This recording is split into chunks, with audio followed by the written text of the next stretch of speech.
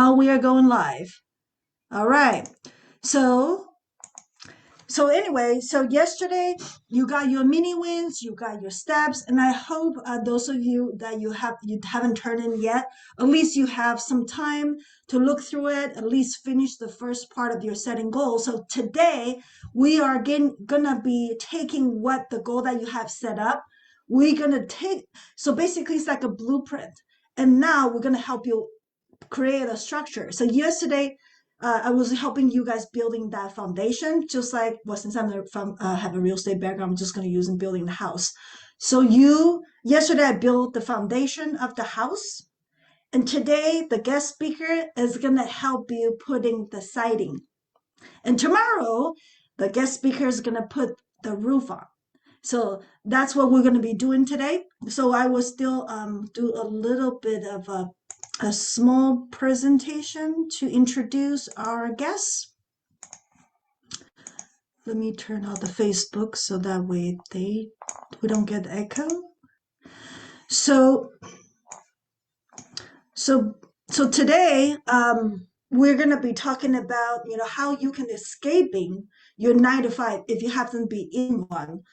So you can avoiding those four mistakes. A biggest mistake, a lot of new entrepreneurs usually make, especially in 2022. So I know we have some new faces, so I just want to go over really quick. If you're wondering if this session is for you, so if you happen to be a professional, you just hate your job, or you like your job, but you met so much more, and this is a session for you, and you just try to figure out a better option. And then for you, or if you are a new entrepreneur and you want to know how to get your first sale and how to start your online business, as you know, ever since pandemic started, everything moved to online. So you want to know how to even start. And then, or if you're a business owner, you have to transition from in person to online. It's just no question asked. There's even Tony Robbins had to reinventing the wheel from the in-person seminars to completely online. So most of you know who Tony Robbins is, and that's exactly what he has to do to have the seminar worldwide. So if you happen to be a business owner, you need to know how to transition your business from in person to online. This session is also for you. And then, like I said, share with you guys yesterday, um, our guest speaker was invited to one of the master's house, and I want to see who actually. Just give me a wild guess. Anybody want to guess? Will tell me who that person is. Mina, I know you're smiling. You can just tell me. Who is that? Oh, you gotta unmute yourself. Yes. Who is that special guest speaker? Our Cameron, and I'm happy to see him again because I watched the challenge of Mike, and another time on Build Your Brand, he was his guest. So it's the third time now. I have the pleasure to listen to him again. That's right. That's right. Mira is right. It is our awesome Cameron Arsenal. So Yes. Cameron is a freedom coach and also a creator of Freedom Systems and the founder of Operation Freedom Community. This is his community where he coaching his students in his own community. So Cameron, just like everybody else, we all start with 9 to 5. From what I remember, Mike told me his story. He was starting up as a one of his past career was in sales. He literally had to carry all his stuff, jumping from one location to another location, and then because he was working for a nonprofit organization to ask people for donation. But he is also a big fan of Robert Kiyosaki, and Rich Dad Poor Dad, and some of you might know. so so he knows, for him to take the job is to build up his skills so he can build his business. And then one of his dreams is be able to travel around the world, enjoying that freedom, stress free, and that he can do whatever he wants. And that's why when I was setting up this career transition challenge, I think he's perfect to fit into my crowd. And because now he's living in the dream. every time I talk to him, I don't even know what parts of the world he's in right now. Last time he's in Guatemala, I think. Today's, oh no, last time Guatemala, and the time before it was Mexico. Who knows who he is right now? So I am, and then, oh, so the goal that we're going to have for today that he's going to share with you is the shortest path to create that thriving online business in the system that you must have in place in 2022. Can you tell I'm really excited to introduce him, to bring him on the screen, because this is something a lot of us want to know, right? That secret that you want to know. What do I have to do for 2022? I want to know. So this is how you can start implementing what he's about to share with you and create that freedom focused business that allow you to travel more, stress less, and even create your own legacy if that is one of your dreams. So, and then, so Cameron will also, once you stay until the end, Cameron will also provide you the worksheet that is basically will help you organize the notes that you're getting today. So it'll be very nice, neat, organized, structured worksheet. So that's what he's going to provide it to you at the end. And then, like one of the, when you are coming to the challenge like this, of course you're gonna have opportunity to get one of those amazing prices, and that's what Cameron is gonna share with you. If you happen to be, doing your homework, show up, play full out, then you'll get one of the prices, the three prices. So Cameron is gonna be offering the organic Facebook mastery and also the one-on-one freedom roadmap session just for you. So to me, that itself is priceless. So I hope you guys are doing the homework and play all out today because you have the opportunity to win. And then tomorrow I will reveal the last prize. But now, stage is yours, Cameron. Awesome, awesome. Cool. Well, thanks. I'm excited to be here, team. And there's a couple faces I do recognize from being around Mike's community. So I'm excited to see you guys here again. And excited to share with you guys some of the findings. So over the past little bit, kind of like Athena was saying, kind of looked into the kind of the state, I guess, of the industry that we're going to be exploring today, and really excited to find in amongst all that research some of the things that are really affecting people and were really causing a lot of people to make mistakes and to not kind of make the forward progress they'd like to see in their business or to make that transition. So I'm excited to share with you guys some of the things that we found from there and what are some of the structures that you can put in place in order to be able to avoid some of those mistakes from happening. So we got a little bit of a slideshow to go through. There'll be one little break in the middle where I'll have a little exercise and stuff for you guys to be able to go through and do that. And then one thing I might do is, Athena, if this is okay with you. So one of the folks, the sheet, I guess the worksheet, I guess, I've kind of prepared. I think it would be good to kind of have to go through in the presentation. Oh, So okay. You want me to upload it right now? Yeah, so I can actually go ahead and share a copy just with, so, you guys that are here that have showed up, that are, taking action, all that kind of great stuff. What I'm going to do right now is I am going to share a link with you guys inside of this Zoom chat. And on there, you're going to be able to open up, it's just a document on Google Drive, and just go ahead and make sure to click File and create your own copy. So that way you can either print it off and fill it in, or you can just fill it in online in your own copy and then send that into Athena, however she's been collecting the homework, so that you guys have a chance to win some of the cool prizes that we got. So the link is in the Zoom chat, so you guys can go ahead and click that. And all you need to do once you click it is click File and create a copy. And that will make your very own copy, where then you can go in and edit and fill in the kind of questions and actually do your homework while you're here, so that we make the most out of this session, so you guys are getting stuff done while we're actually taking the time to be here as well. So I'm always about trying to make the most of our time, because I know time is one of the most precious things that we all have. So once you guys have that up, I'm going to share my screen and we're going to start going over the presentation for today, which Athena awesomely kind of queued up in terms of what we're going to be sharing. It's called Escaping the 9 to 5. So whether you guys are in the place now where you're in a 9 to 5 that you are not a big fan of and you would like to leave, like I was, or you have already made that transition, but are struggling and or want to get some more traction going. So this is going to help you avoid the 4 biggest mistakes that a lot of people coming into this game are going to make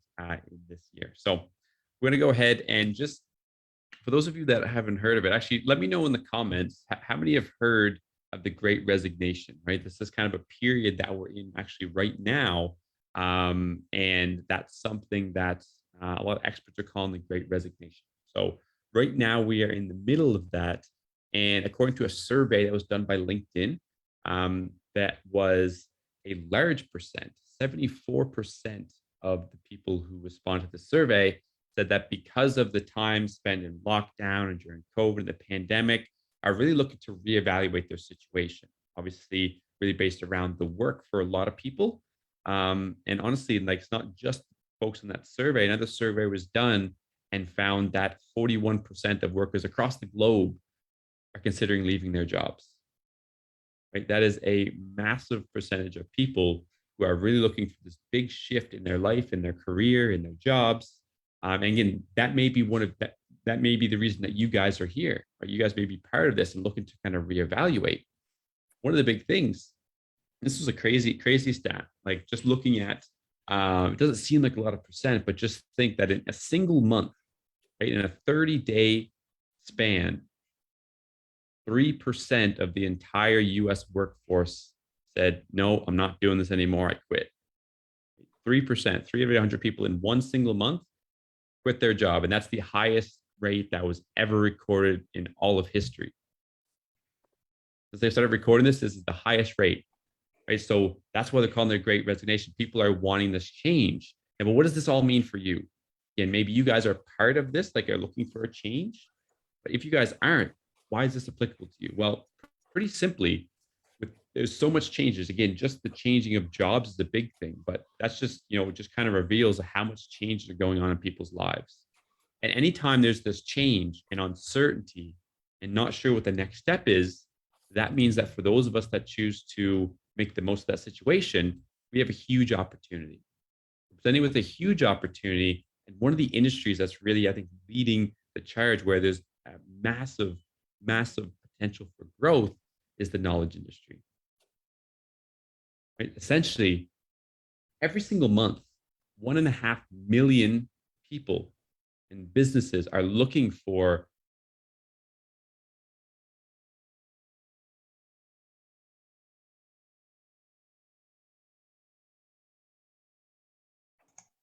Oh, is it me frozen or? I think he froze.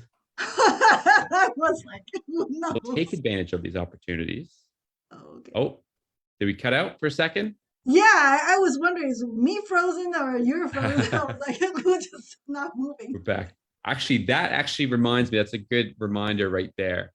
Just so you guys are all aware, it's been, so like Athena mentioned, I kind of hop a little bit all over the place. I was in Costa Rica a couple of months ago. I was in Guatemala last time we were speaking. Right now I'm in Mexico.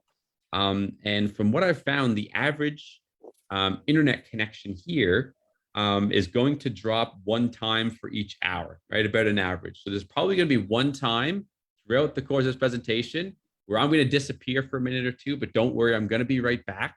But just so you guys know, that's kind of been the average that we've been looking at. And that's one of the joys of being able to work from anywhere, is you get to have fun with some interesting internet connections. So I'll just go back quickly. Again, we're talking about obviously being a massive amount of searches every month that people are looking for help making some transition in their life and their business. Now, the big thing for those of us that are here that are looking to take advantage, right, and looking to really capitalize on the opportunity that we're presented here, there's a big thing to know, right, is that according to the US Bureau of Labor and Statistics, 70% of new businesses will fail. That's a reality. That's across all industries. 30% of those failures happen in the first year. So how can we make sure that you guys are in the 30% of people that succeed? right, that do well and are the ones that capitalize on this opportunity and make the most of the opportunity that we're presented? How can we make sure? So that's why we decided to commission an in-depth study of this knowledge industry and want to present with you guys the 4 biggest mistakes that we found, right, so that you guys can take full advantage of the opportunity that we're in right now. So what we're going to cover today inside of this report, there's one of the biggest mistakes, and this is responsible for half of the new businesses that go out of business, right? So we're going to share with you what that mistake is and what I believe is the best business model, what you should focus on in order to avoid making that same mistake. There's another mistake, right? And it's a process that's usually missing in most companies, right? And that costs companies an estimated $1 trillion a year, which is, for most people, myself included, that's a ridiculously high number, right? Trillion. Just to think of, there's one process that we can put in place, and we'll share with you guys what that process is, so that you guys aren't, again, falling prey to that same mistake and that same missing process that causes people to spin the wheels and, you know, lose an estimated $1 trillion per year. So what you're going to learn is one kind of tip to share with you guys. It's kind of a little bit of a weird one. It comes from a different place, but it's going to allow you to be completely unique, even amongst a sea of competitors. And we're going to share with you guys a system that will net you 43% more profits if set up properly, right? Because just like any system, you can do it wrong or you can do it the right way. A lot of people do it the wrong way. So we'll share with you guys the right way to do it so that you guys can set this up properly and not get lost in the details like a lot of other people end up doing. So you guys ready to jump in with this one? All right. Yes, I am. Awesome. So as Athena already mentioned, I'll just breeze through this part because she already kind of talked a little bit about who this presentation is for. It's really for those of you that are looking to transition or to grow as a coach, consultant, course creator, agency owner, service provider. Essentially, what you're wanting to do is to use your existing knowledge, right? Use your existing experiences that you've been through or things that you've learned in your careers, in your life, and be able to use that knowledge to deliver clients valuable results in mainly one of 3 areas. In their health, whether this is physical health or mental health. This can be in their wealth, which is, you know, personal wealth, or could be business related as well, or relationships. And whether that's relationships with other people or relationships with themselves. Just out of curiosity, guys, just pop in the comments which one of those 3 areas is going to be your main focus. So I have an idea of kind of where you guys are at.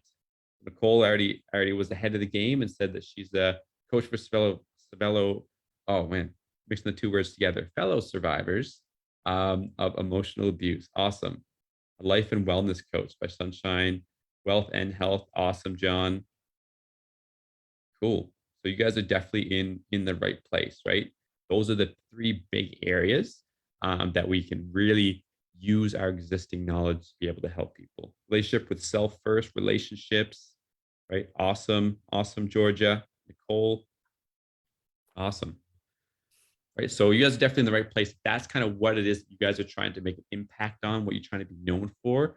This is definitely the right place for you guys. I'm going to show you, like Athena mentioned, the shortest path to create that business and what you need to have in place in order to avoid those 4 mistakes and create a freedom-focused business. Right. So that is the plan for today. And again, for those of you that don't know me, my name is Cameron Arsenault. Like Athena mentioned, I'm the founder of Operation Freedom and the Freedom System. And my entire goal is to help coaches launch the kick-ass coaching programs and be able to travel the world. They don't need to travel it like me. I'm a bit crazy, but just have the freedom to be able to travel is really the goal here. And like you mentioned, I'm kind of a little bit all over the place. I've been to places like Indonesia, like Costa Rica, Mexico currently. But I love being able to travel, but at the same time, being able to help my clients like Michael and Gabriella, whether it's launching and getting those first couple clients, or to be able to scale and really have that kind of freedom. With someone like Blaze, who after a couple of weeks working together, did $3,400 in a single day, right? So that's what I love to be able to do, is help people be able to build the systems that create that kind of freedom. And I've been fortunate enough to be featured alongside of some of the greats like Dean, Tony, and Russell. Actually, one of my interviews was featured inside of a course alongside those 3, which is super exciting. So the big thing here is obviously my success, right? As I work with coaches, right? It depends on the success of the coaching industry. So I want to make sure that you guys right now have access to the best information so that you guys can succeed and make the most of this opportunity that we have, right? So without further ado, let's dive into each of these 4 mistakes. And again, you guys can, as you're going along, you'll see in that sheet that I sent over, right? You guys will be able to fill this out as we're going along. So make sure you have that handy, and you'll have the key points there to pick up on as we go through the rest of today's presentation. So mistake number 1, the very first one is not charging enough for your services. What you guys have to offer is valuable. That's the big thing. And unfortunately, according to a global entrepreneurship report, 50% of the businesses discontinue their operations because of a lack of profits. They don't have the funds to continue. That's one of the biggest things that cause people to go out of business. So again, CB Insights, they reported, that was the number 1 thing that put people out of business. So how can we make sure that your guys' business generates enough revenue so you don't have to worry about that? How can we make sure? Who here has heard of the Pareto principle before? Show of hands here. Who's heard of the Pareto principle before?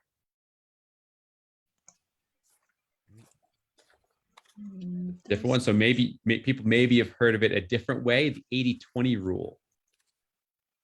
Nicole Who's has. here has heard of the 80-20 rule? There we go. That's probably the most common one, I would think. Also known as the Pareto principle because it was first found by a Italian, not philosopher, but something along those lines, Italian guy named Wilfred Pareto. So that states that 80% of the outcomes of the results are going to come from 20% of your efforts, right? So if we look at our business, and right, as anyone here who is looking at or starting their own business, you know that there's a lot of things to do. There's a ton of different activities you can do. What we want to do is we want to look at what are the high value activities? What are the 20% of things that are going to get us the most return? And then how can we put more of our time and focus on those and less of our time and focus on those low value activities, which make up 80% of those activities. So the reason why that's important is because obviously those 20%, if we can identify what that is and put most of our focus and energy on those 20%, then that's how we're going to get 80% of the results. So here's the big thing. So this is what all successful people that I've seen in the knowledge industry, right? They know this as being a fact. And that's those 20% activities, right? The 20%, the thing to focus on is going to be what we call a high ticket offer. Right? These are things where you provide a ton of value to your audience. And the big thing is if we look at the business from a high level overview, right? When we're looking at some of the greats like a Tony, like a Dean, like some of the other amazing folks that Athena put up on the screen earlier, right? When we look at their business from the outside perspective, what do we see? Well, we see maybe they've written a book. And then from that book, right, maybe there's a master class or something that they put on, a little event that they put on there. Maybe they have a course. Maybe it's $50, maybe it's $100, maybe it's a few hundred. And then from there, whenever you get to like Tony's platinum level program, or and Dean's got a similar kind of program as well, like with the mastermind, right? And what happens is when we see it from the outside, kind of skipped ahead a little bit to the outside, but then one of the things that's kind of hard to see, right? I want you guys to kind of understand is that a lot of times we see all of these pieces, right? And this is just a simplified example of some of the pieces we can have. What happens is these initial pieces, a lot of times, really what those are used for in the businesses that we can see is it's actually really used for lead generation qualification. That's not the things they focus on to get the 80% results. Right? Where that comes is right the bigger offer. And the reason being is simply because how much more value can you provide if you're working closely with people than you can if you only see them in a group of 500 other entrepreneurs, as example, or if they just read your book. It's just simply, it's not because one is better than the other, simply because when you're working closer with people, you can provide a ton more value. And then obviously you get compensated for that because you're providing a lot more value. Does that make sense so far, guys? Looks like Mina has a question. Mina, you raise your hand. Oh, You're on unmute. mute. Now it was about Pareto 2080. It was before I. Gotcha. Cool. Oh, okay. Your Please hand. do that. I'll just lower the hand. Cool. But no, thanks for participating. That's awesome. Any questions so far? Does that make sense a little bit so far to you guys? Yes. Okay. So keep going forward. Now, again, I totally understand. And again, I've done this before myself where, right, looking at building like courses or starting a podcast or having a master class or doing all these different things that we can do, right, it's really great because it seems like it's something that's really scalable, right? You can have 5,000 people in a master class, and it doesn't make any difference to you in terms of the amount of work and hours that you got to put in, right? Because you're presenting and it's a scalable kind of thing. So we think, okay, if we build these things, right, it's more scalable, it seems, right? That means it's going to be more profitable, right? And then that's going to enable us to avoid that mistake of, right, running out of steam and not having enough profits to sustain our business. But here's the big thing. Here's a little secret, is that having a scalable offer, I don't think is actually scalable. And I'll explain why in a moment. But the big thing here is, again, those things are what I see time and time again that are going to take up that 80% chunk, but only produce the 20% results. Because again, what we want to do to make sure that you guys don't fall into that same trap, we want to make sure that you guys are focusing on the 20%, right, that produce most of the results. So let me explain why I believe this is the case. So let's take a course as an example. I record a course, and that's what a lot of people do. And again, I was the same when I first started. I was like, I'm going to make a course and I get a bunch of people into it, and it's all going to be awesome. Not realizing that 80% of people who buy your course will never finish it. They're never going to get through the content. But that's not even that bad. The even worse thing is, even the 13% who do, most of them don't know how to implement it. It's like equivalent of, like, let's say you're taking a advanced linear algebra class and they just give you the book, like all the information's in there, right? But it's going to be hard to actually implement that and to use it, even though I don't know what we use linear algebra for in real life, but it's not going to be hard to actually use it, right? Unless we have someone there to be able to help us, explain how this works or why this should be that way, or when we mess it up, like, here's how to fix it, right? It's the implementation part is the big thing. Right? We live in the information age right now. Most of the information is available for free to people online. Obviously, having it compiled and, taking all of your experience, you've compiled that all, and obviously that's super helpful. But understand that it's usually not the information that's super valuable. What you have that's way more valuable is helping them implement that information. So, and a lot of people say, well, I've seen all these case studies of, this course and stuff like that. And they had all these people raving about, how great the course was. And I'm sure the course was amazing.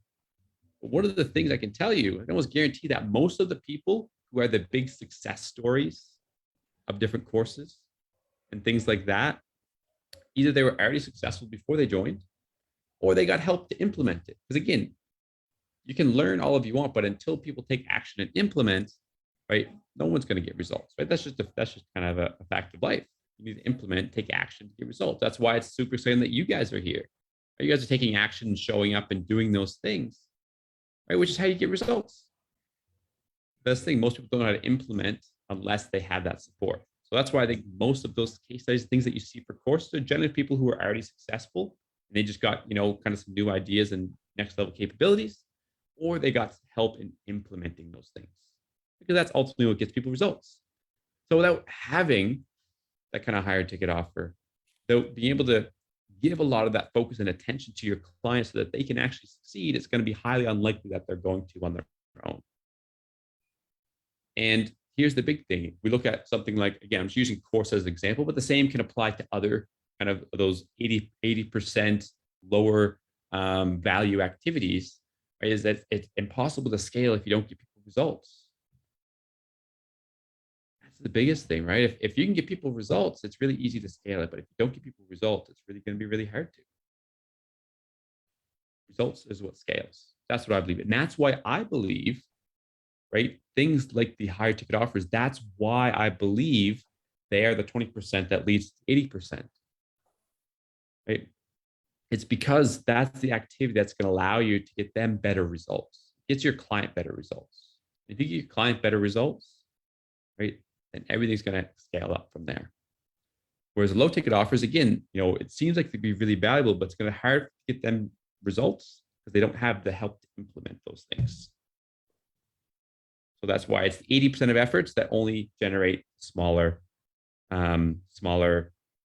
results in terms of, if we look at profits in this case. Does that make sense so far, guys? We following along? Throw me a number 1 in the comments right now, just to make sure that you guys are following along so far. We got a lot of people still awake. Good sign. Awesome. Cool. And I saw the comment here as well from Nicole, that one of the things currently struggling with right now, don't have the money to hire anyone and currently doing everything. Yeah, and that's where a lot of people are at, right? In terms of being able to get that kind of help. And that's the big thing, is it's definitely a balance to kind of find how to get there. But that's the beauty of focusing on what do you have.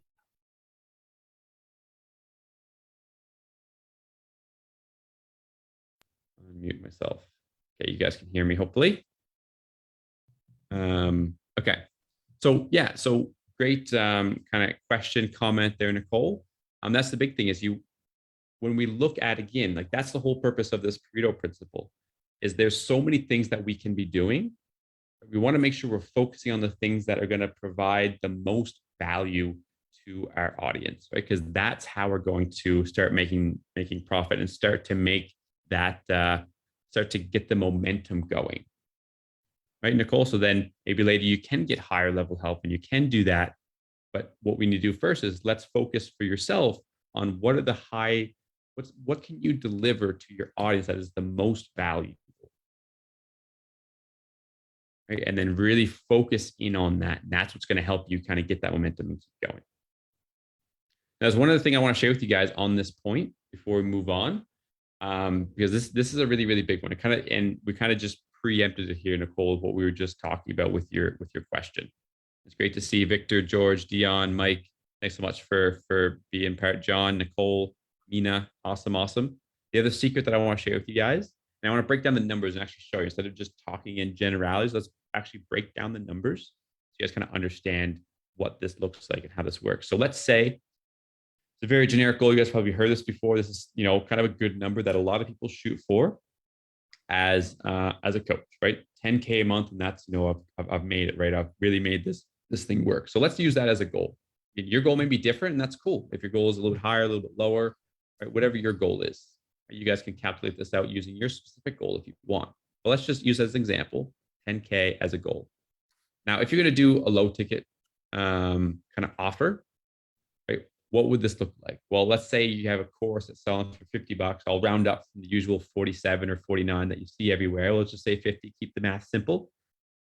Right? If you're selling a course for 50, well, how many people do you need in order to make that monthly goal of 10,000, which is what you need to, sustain yourself and your family and all that kind of stuff.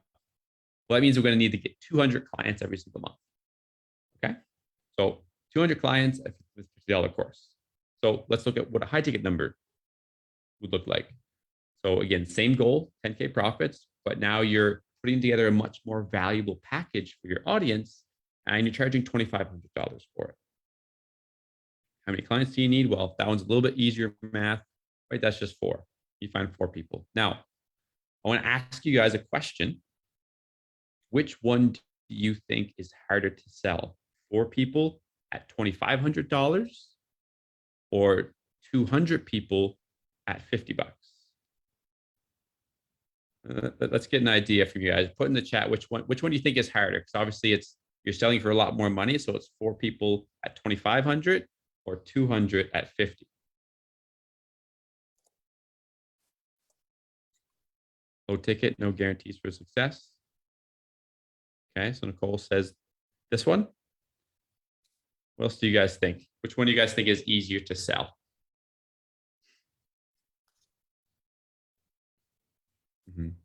High ticket, 200 isn't realistic. That's the big thing. And that's why I want to break this down, Georgia, right? It's just looking at, like, we just literally just break down the numbers. That's not, and think as well, is that's 200 people, not just in total, that's 200 people every single month to obviously keep hitting that revenue goal, right? That's a lot of numbers. That's a lot of people. High ticket's harder to sell, but low ticket's harder to achieve. Cool. All right. So the big thing here is, before we dive into that too much, I want you guys to think about this, right? And we kind of alluded to it a little bit, which was, if we look at just some of the research that's been done, right, according to Microsoft, the attention span of people is getting shorter. Right, so they measured it at 12 seconds in 2000, and 15 years later, that shrunk down by what that would be almost 30%, shrunk down by 30%. So our attention span being 8.25 seconds, shorter than a goldfish is what is the common thing that you see everywhere, right? Whose attention span is apparently 9 seconds. How they measured that, I have no idea. But apparently we have shorter attention span than a goldfish, so go figure. But what does this kind of mean? Well, it means that with social media, it's never been easier to get in front of people, right? That's why we're at such a great place. We have such a great opportunity. It's easy, right, for us to, and yes, it is, you're right, sunshine day, we're now in 2022. So it's never been easier for us to get in front of people, but it's now never been harder to get their attention, right? It's kind of a double-edged sword. If we look at Facebook as an example, right, mobile users, who make up 98.3% of people who use Facebook, spend about 1.7 seconds on any piece of content.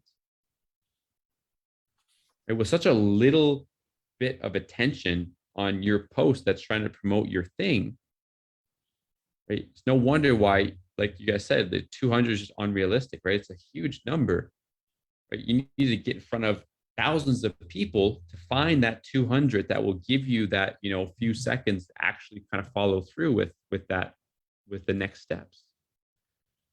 So that's why I believe the hardest thing, right, isn't selling for higher prices, right? I've sold stuff for $5. I've sold stuff for $20. I've sold stuff for thousands of dollars. What I found is that the process is pretty much the same. It's not that much more difficult. It's really the same thing. It's just as hard. It was just as hard for me to sell somebody, right, to sign up for $30 a month for a charity than it was for someone to pay me thousands of dollars. Right? The harder thing isn't actually the higher prices. The harder thing, right, is getting people's attention, especially with the world that we have online now, right? So that's the biggest thing. So which business model do I think, if we put the focus on, we can avoid that? So we can put the focus on the right 20% and start that momentum going. I believe in terms of what business model should we use, we should focus first on the high ticket clients. Focus first on the ways that you can provide a ton of value for your audience. And then you can looking at some of the other activities you can do to guide people towards that later. But first, focus on the 20% first. Right? Establish yourself there. Make sure you have the profits under you so you don't fall under that same mistake and go at a business like 50% of people are going to do. I think we got a question from Nicole. Yeah, I'm just wondering, like I said, I'm just getting started. How do you get public attention when previously you spent most of your time communicating with your friends? My Yeah. reach on Facebook, which is where my audience is, isn't all that big. That's one of the reasons I'm thinking of starting with something low ticket to gain attention. Right, right. Yeah. So that's the big thing is whenever we're looking at getting attention, right? So you're talking about two different things here. It's like, okay, low ticket to get attention or high ticket because we don't have a lot of attention right now. Again, both, no matter which offer you go with, you're going to need to get people's attention. It doesn't matter what the offer is. So if you look at the attention piece, which is kind of what it sounds like you're really unsure about, and again, that's why I recommend this way because that is the hardest part for most people, right? Most people don't come into a coaching to become an expert marketer, right? If you are really freaking good at marketing, right, maybe low ticket is the good way to go. But most people, right, we don't come in here trying to be a professional marketer, right? We just want to be able to provide a really great service and value for our clients. And so again, that attention piece, like you mentioned, Nicole, is one of the hardest parts for most people when they're getting started, right? And just know that getting people's attention for a bigger program versus a smaller program, it's the exact same. But how do we get attention? Now I can touch on that a little bit. It's a little bit outside of the scope, but I'll touch on it briefly in terms of like how do you get people's attention? Well, on Facebook, as an example, it's the one that I usually get my clients started with, simply because it's the simplest in terms of it's the most intuitive way to get in front of people. But a really simple way is to go in Facebook groups and start making yourself known in there. Because there's already now collections of people that are in your target audience, whatever your audience is, there's already a group of them built up somewhere. And we can go tap into those existing audiences. Right? And so that's a really simple way to get in front of new people. And then obviously the goal is to start building your own audience in the meantime, but you can quickly go find a group with 15,000 people that are your target audience, and you can reach out and post stuff in there and start engaging with people really, really quickly. So it's really simple to find people on Facebook. Now, other platforms, again, I could go over all the different platforms, but again, it's a little bit outside of what we want to talk about today. But all the platforms, there's different ways to get in front of people. And again, I just choose Facebook as a place to start simply because I think it's the most easy and intuitive way. Is just there's a group of people that say they're your target audience, go out and start providing values to them and start having interactions with those people. Okay, question from Sunshine Deb.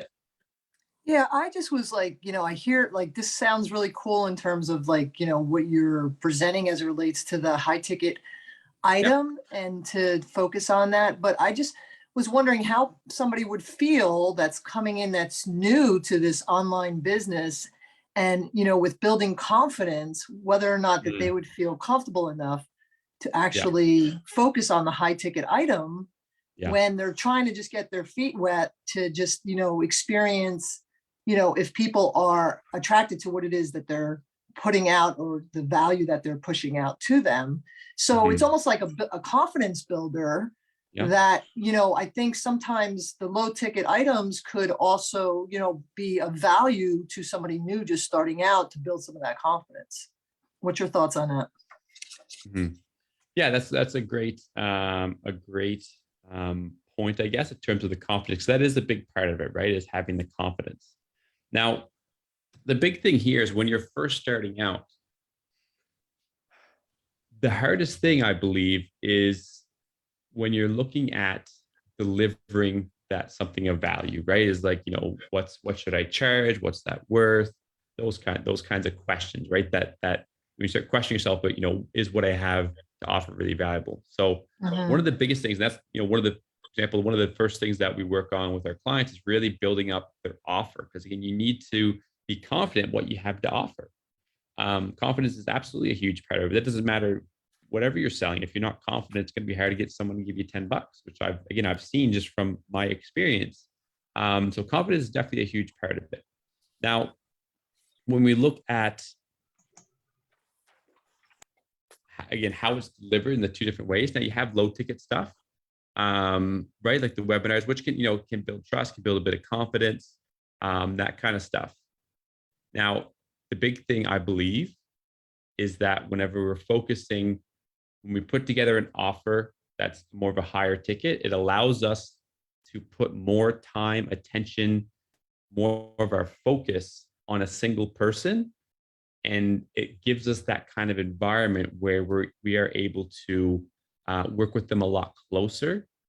And ultimately, that's, I think, going to help you build confidence, because you're putting your full focus and attention on that one person. It's going to give you a higher likelihood of getting them results, which is ultimately what's going to help you build confidence.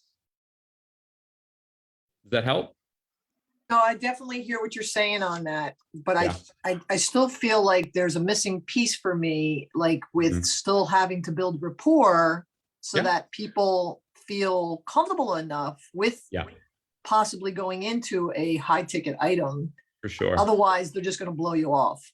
Yeah. And that's that. And actually, you're ahead of the game. That's actually the mistake number 3 that we're going to be talking about. Or is it mistake number 2? It's one of them that are coming up. So we'll touch base on that in a second. Gotcha. Quick note with Nicole.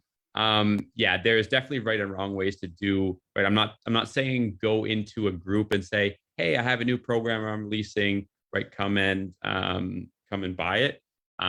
Yeah, that is absolutely prohibited in pretty much all groups. There's right and wrong ways to do it. Again, we're not going to go through the entire process for how to reach out. But there's definitely ways where you can tap into that audience. And it's not a self-promoting spammy way, which again, with a lot of people unfortunately see. So that's kind of the impression of it, but there's right and wrong ways to do it. And so that's kind of, the response to that one, because you're right. Most people do restrict self-promotion. I'm not talking about self-promoting. There's a whole process that we have that we kind of lead clients through to help with how to interact with people like that. And that's the right way to kind of go about that process. So there's still 2 hands up, Dion and Georgia. Yeah, you want to go ahead? Go ahead, Georgia. Okay, my comment about that is there are many Facebook groups, as you said, Yes, absolutely. and because of like for me, I teach English. Okay, I'm not a native speaker. I learn English myself, and I teach people that they can speak and be confident the way as they are, that they don't have to be perfect. Which many people, they are very scared to speak because their English is not perfect. Athena was talking about herself yesterday, and I'm trying at the same time, I'm trying to build a confidence, and so the people will believe in themselves. What I'm trying to say about the groups, there are many groups which are about the English, because I joined quite few because I wanted to see what is happening, what the people want. But they are offering heaps of stuff, and not only English groups, but other groups. They are offering heaps of stuff for free. Yeah. Many groups at the moment are offering stuff for free. So how to get from that circle to high ticket?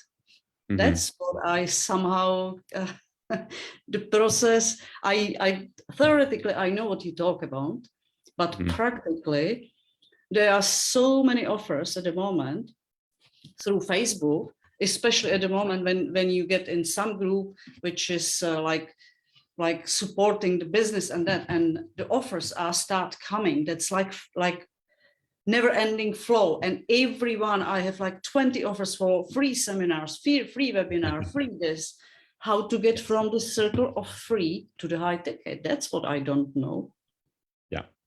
Yeah, for sure. So we'll touch a little bit on that in the next section in terms of kind of the process and look at that.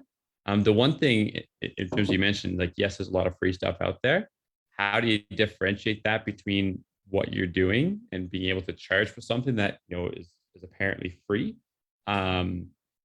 is results. Again, if you can go on YouTube and just watch videos about learning English. You can spend, I don't know how long for example, it took you to learn English, if that's how you decide to do it yourself. But it's a time thing, right? How quick do you want results? If you have a teacher, they're obviously going to help a lot more. And again, remember, it's not like the information's already out there.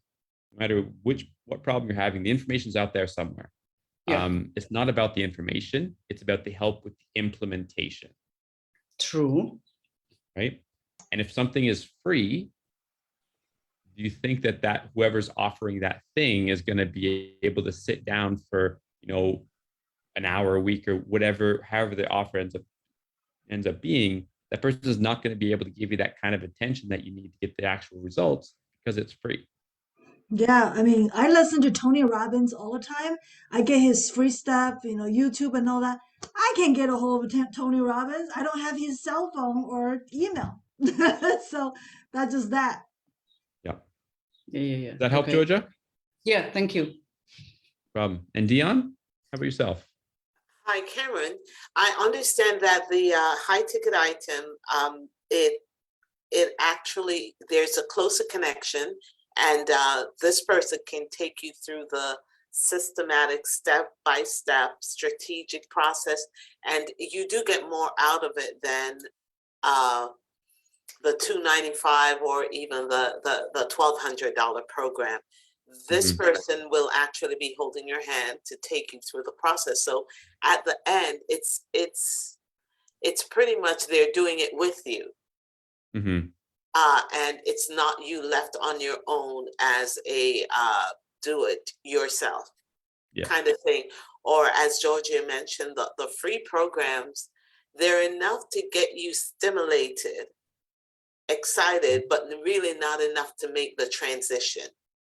It is really to bring you into that awareness. And quite often after we become aware, we're still stuck because we don't have the step-by-step. My question, however, if you focus on building the high ticket clients or high ticket course, programs, won't you then grow at a slower pace than if you were out there to the mass? Or I guess you're doing both. I guess what I want to know, it's your growth process, because you're going at a slower pace, because let's say you have 4, 5, 6 clients, even 10 clients for the year. When you are out there with the mass, don't you find it more likely that you can also, you mentioned the marketing, but you can actually reach a broad span if you're charging less than the 25? Don't you think it's a balancing act of doing maybe both, or what do you think? Yeah. So in terms of balancing, like I said, I'm not here to say that, hey, you should never do a challenge or never do a paid webinar or never do a workshop, like things like that. What this is meant is really based around where should we focus to start, right? So it even says on the slide to start with. So in terms of, like you said, the growth, and there's absolutely stages to growth. That's actually part of what we talk about in the Freedom System, is there different stages that you want to get to. And then at different stages, you can start to focus on a little bit different things. So absolutely, you're right. There is stages to that growth. And like I said, there's a reason why someone like a Tony Robbins or a Dean, like they have all of those initial steps, all of those initial things. Like I said, I'm not here at all to say that those are not useful. There's absolutely use in every single one. Otherwise, they wouldn't be doing them. What I'm here to say is, okay, we're starting. We have limited time, limited resources, limited money. What should we focus on to get the most results to start with? And then in terms of the scalability thing, again, I think I still would believe that this is more scalable because you're going to get better results, right? Results is what's going to get you more clients ultimately. Yes, maybe be able to power through and to get 50 people into a low ticket course, but if nobody in there is getting results, it's going to be hard to really start multiplying that effort. That's true. Yeah. Does that kind of help? Again, again, I'm always a big proponent of any of the tools, any of the ways you want to do it's going to work. What I'm just trying to share with you guys here is from what I've seen and from the numbers, from the stats and the research, is that this is the reason why a lot of people are going out of business, why they're not able to make that work. So when we're starting, how can we focus on the things that are the most important, right? Get that foundation, right? Get that stability. Then we can look at what are the next phases past that. I guess it makes sense because they're not leveling up with you if they're not getting the success and if they're not completing the program. Right there, you have lost 200 people. And also it's 200 bad reviews. And it can snowball into so much more. So I get what you're saying. Yeah, and that's exactly it. That's exactly it. Because like, again, that was the whole purpose of that point is like, okay, what is really more scalable? And I think if you look at, yes, it's a lower number of people total, right? 4 versus 200 as an example, right? But if you could focus on those 4, get them amazing results, they're going to give, actually did the training on this today, they're going to give you amazing testimonials, right? Because you've been able to work with them and get them amazing results, right? Then that's when you start to see the snowball effect, as opposed to just being good at marketing. So you can find another 200 people. Even if you continue to do that, it's going to be hard, like you said, to really build any kind of momentum. Because again, 87, right? So if we look at it, you get these 200 people, that means that 174 people will not even, a lot of them won't even open the course. A lot of them, and 187 will not finish the course, or sorry, 174. And then of the 20 some odd that do, again, most of them won't know how to implement, which is where the key piece really comes in, because that's how they get results, like through implementation. And without the support, you're going to struggle to implement. So that's kind of the idea in that. Any last questions, or we'll go on to the second step, which is going to look at the next big mistake. So we're now focusing on the right kind of business model. Again, to start with, we're focusing on the correct business model. I want to have a look at the next kind of big mistake that a lot of, and group coaching, that definitely can be an option as well. Right. So again, it's looking at what are ways that you can provide the support where they can really go and get some amazing results. And generally, obviously, you charge a little bit higher for that because you're providing more of your time, which is ultimately the most precious thing. So there's definitely ways to structure something like a group coaching as a primary offer. So let's go ahead and look at the second mistake, which is not having a sales process. So I know this is one of your questions. We still kind of alluded a little bit to kind of the process. Well, the big thing with a sales process, right, not having this process in place, according to CMO Council, actually it costs companies at least $1 trillion every year.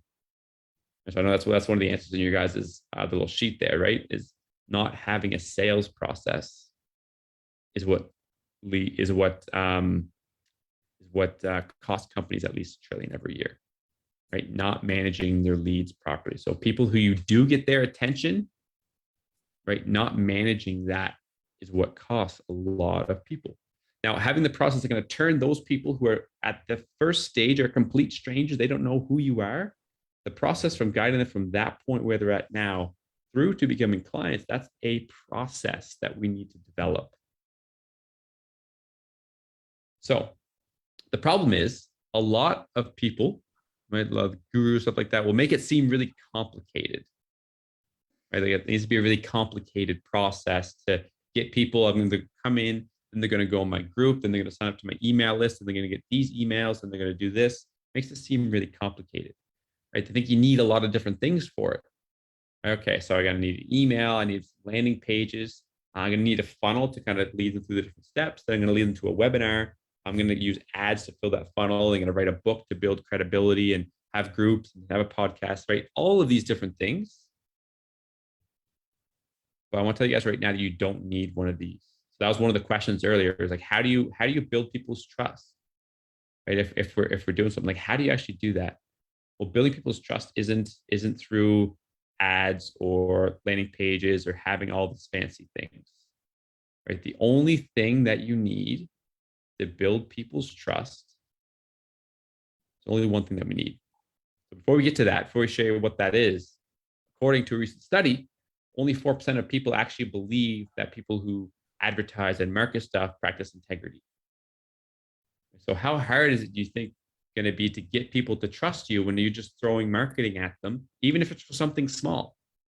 It doesn't matter if they're asking you for $5 or $5,000. If you don't trust the person, you're not going to pay them anything. And according to a study, people, and you guys are probably aware of this, even just yourselves, like realizing that everyone has this filter up when it comes to ads. They see an ad and they just like, nope, just skip, next, keep scrolling, right? So people have never kind of been more skeptical. But I want to compare this, right? Compare this, right, with 4% of people actually are going to believe and trust in our marketing and stuff that we do, to another study that said that 92% of people are going to believe suggestions that they've heard from other people, right, from family, from friends. They're going to believe that way more than they're going to believe advertising. So that's a huge difference, 4% versus 92%. Now, why is there such this massive difference? Like, why is there this huge difference between, because ultimately it's their friends and family that are marketing to them, right? They just don't call it marketing. But why is there such this big difference? I believe because they hear this information from another human, right? They're having a conversation. There's a dialogue, right? You're talking with somebody else about that experience. You can ask questions. You can do these things. That's why by having that kind of human to human interaction, that's why the trust goes from 4% to like 94%, 96%. Right? There's a huge gap there.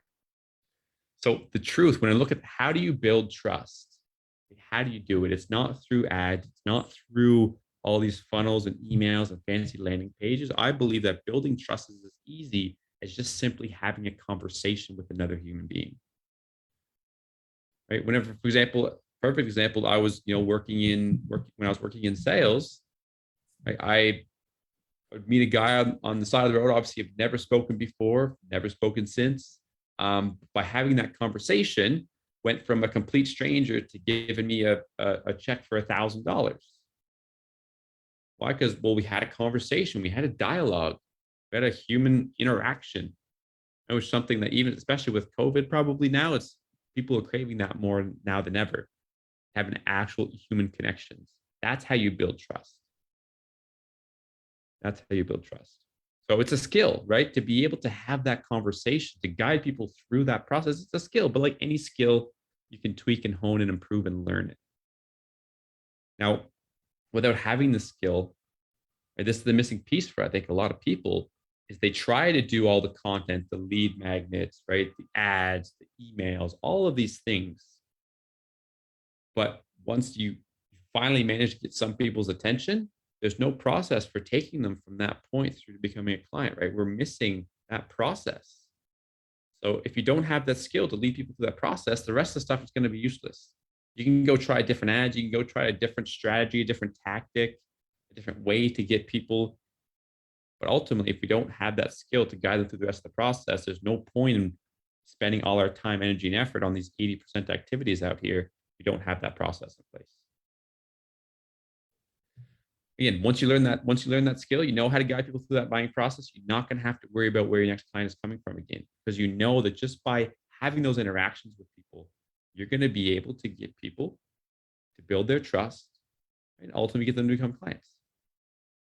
So I want to pause here for a second, because again, that's the second thing, is just focusing on what are the things that are going to move your business forward the quickest. And I believe that's focusing on just having real conversations and interactions with our prospects. That's how we're going to build trust. We don't need any of these fancy things. While, it's nice to have some of those things. It's nice to have, a 21-day email sequence or all those kinds of things. Nice to have. But what's really going to move our business forward the most? What's going to help us, right, avoid those mistakes, be able to actually make a profit, not go out of business, all those kinds of things, is by focusing on the thing that's going to move your business forward the most, which is having real conversations. So Dion, you have your hand up? You mentioned, it's something that I missed when you were speaking. You have without blank, only 4% of people will actually believe your marketing. Without what? That I didn't catch. Yeah. I thought you were saying marketing and advertising. So without having a sales process. I thought it was not having the sales process cost the business 1 million, 1 trillion every single year. Mm-hmm. And it's the same without that process. You're saying that 4% of the people will actually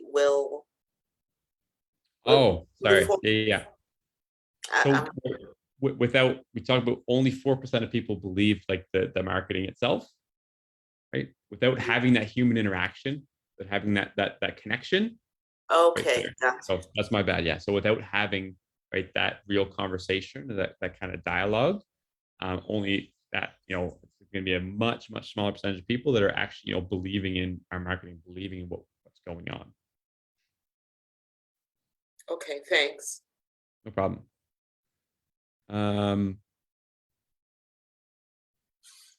And yeah, absolutely right, Nicole, where personal stories can absolutely make a big difference, right? It's just sharing it. Again, that's how you connect with people. People connect through stories. That's how you build a lot of trust with people is through things like stories and through having those kind of interactions.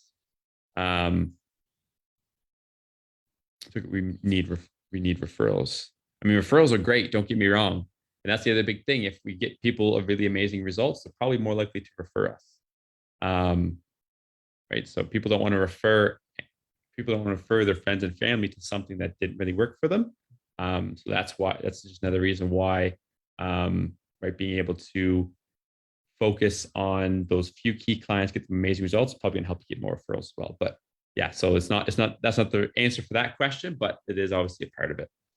And part of one of the benefits of focusing on providing a ton of value for our audience. Any other questions on this section here, team? I'm just going to check the time. 4:41 seems like I think we're kind of on pace, which is good. Which is unusual for me. Sometimes I'm not good at the whole keeping on a timeline thing. So I think so far we're doing good. So any other questions, or we'll keep moving forward, team?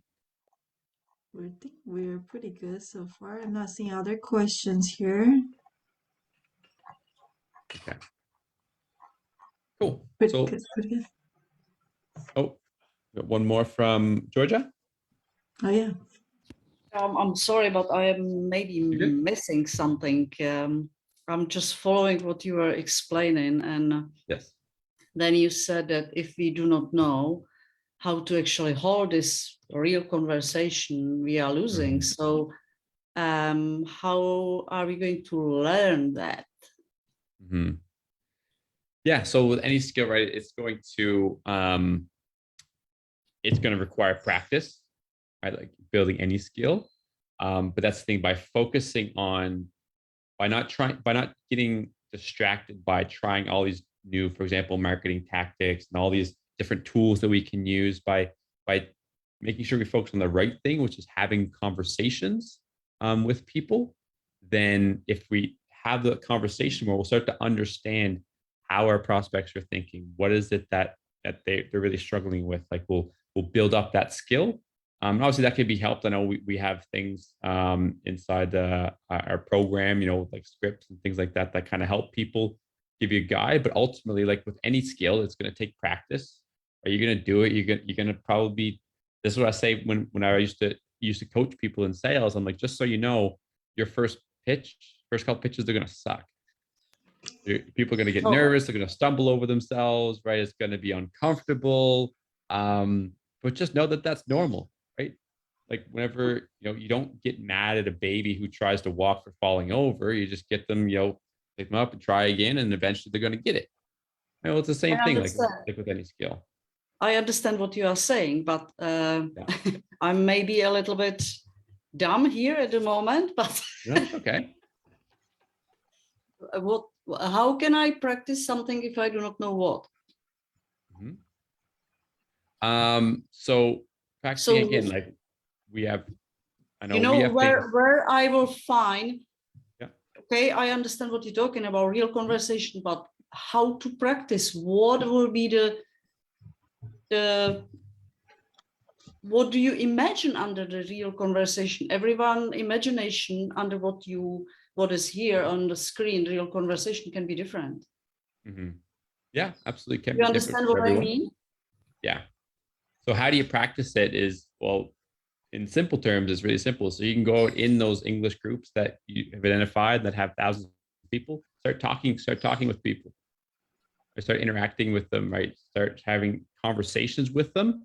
And obviously the goal with at that point is to, right, get them onto your program and get them onto a call or get them to take whatever the next step is for your business.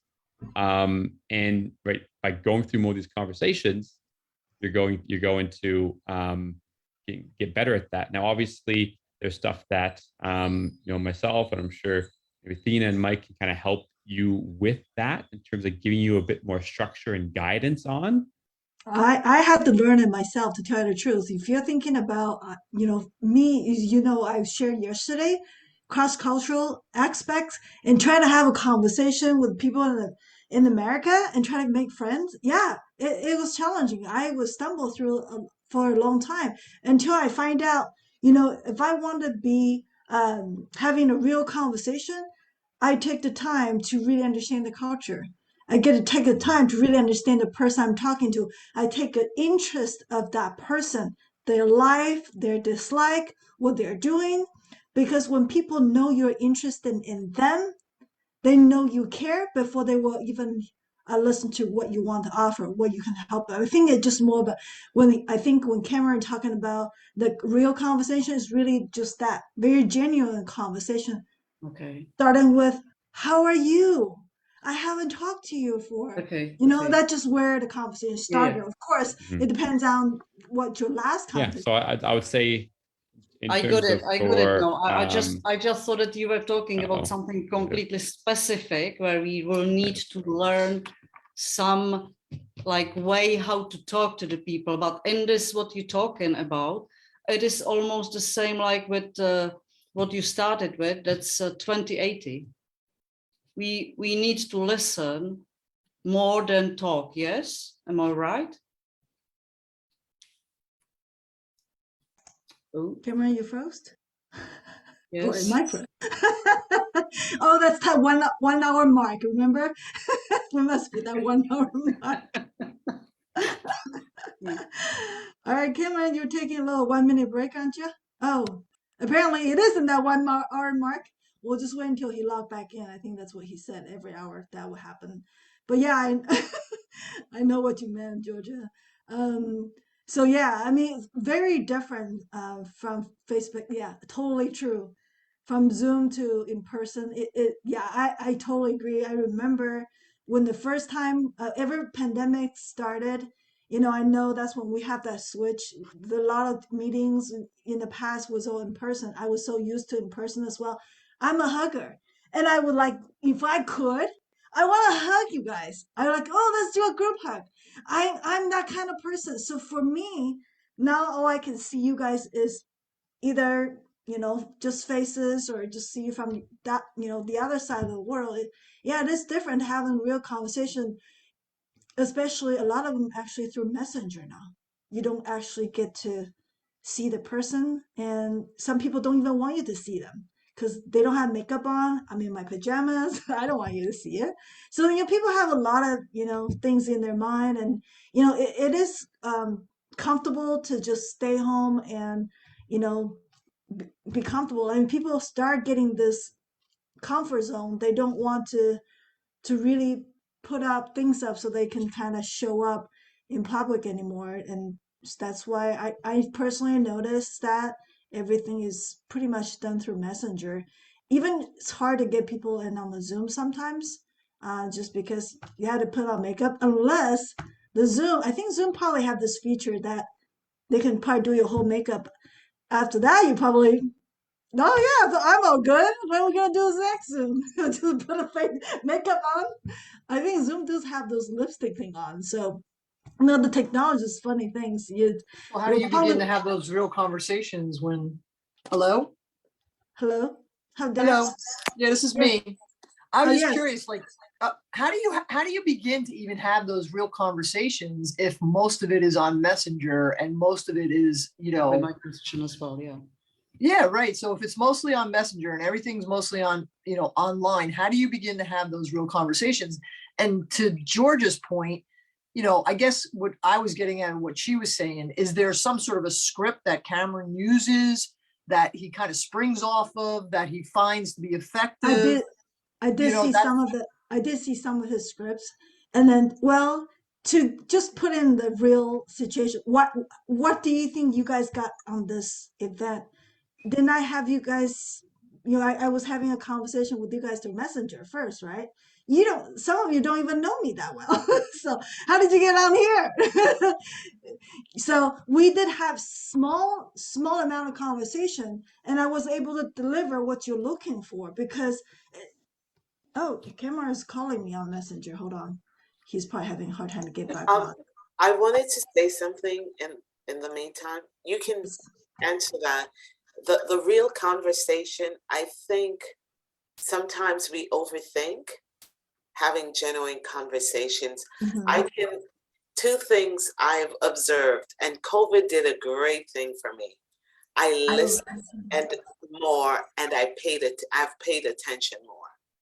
Yeah, I mean, And really, that is very true. Just lot- having a conversation with real people. So Cameron is back on. Sorry, he was in the waiting room. We just got into a conversation now. Cameron, you're back in? I sure am. As we that's right. predicted, once an hour. That's right. That's what I just tell him. Well, it must be that hour. He'll be back. Just let me finish what I was saying regarding to George's question.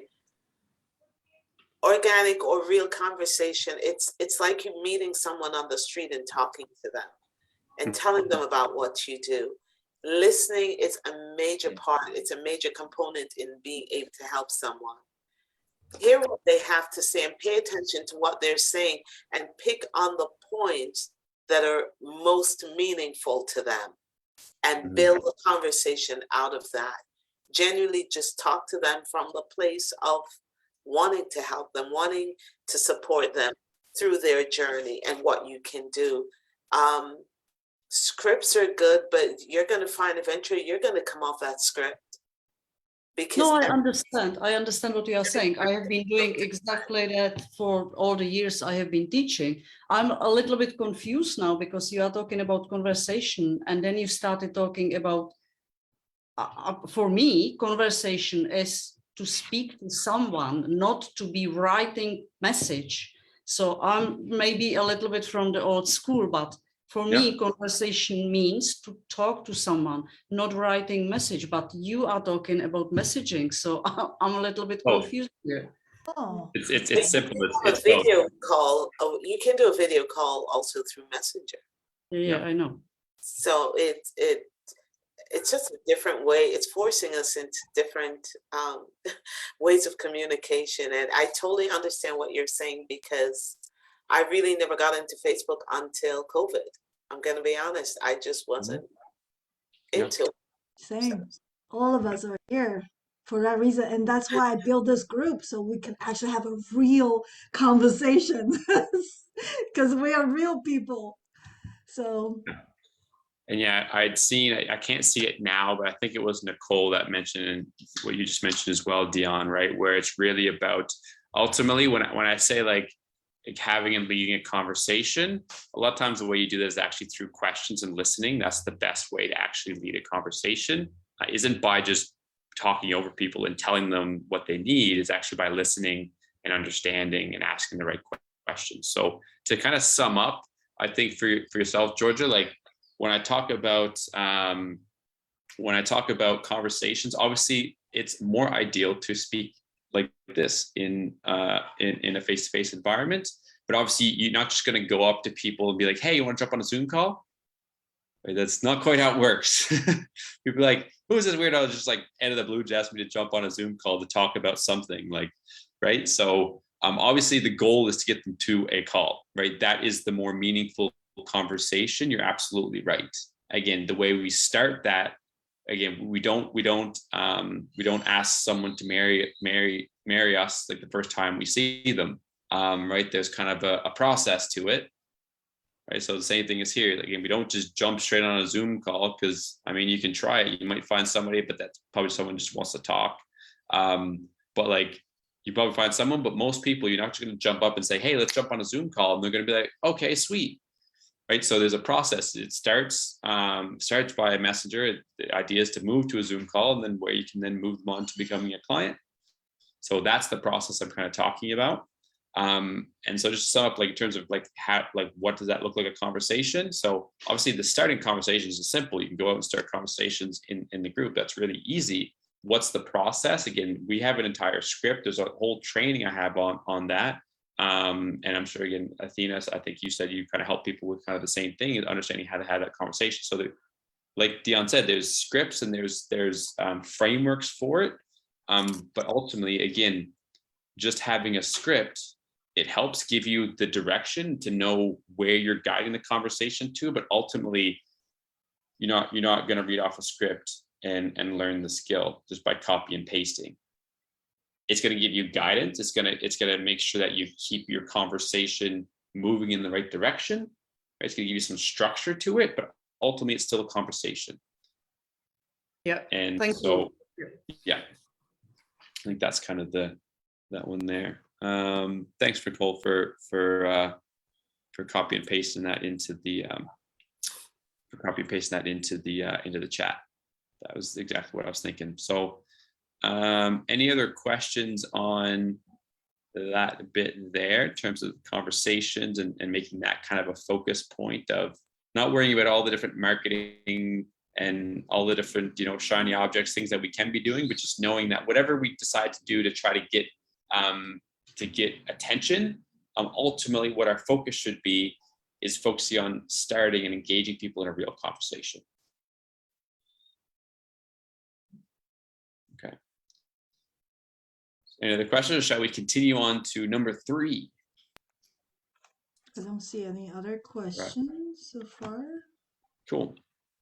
So let's look at, whenever we're looking at actually getting out there and starting those conversations, one of the biggest hurdles that I find a lot of people have, and that's being not unique in the marketplace. So this is good. I know, for example, Georgia, you mentioned that there's hundreds of other people offering all this stuff for free. Like, how do I stand out? How do I become someone that they want to get help from?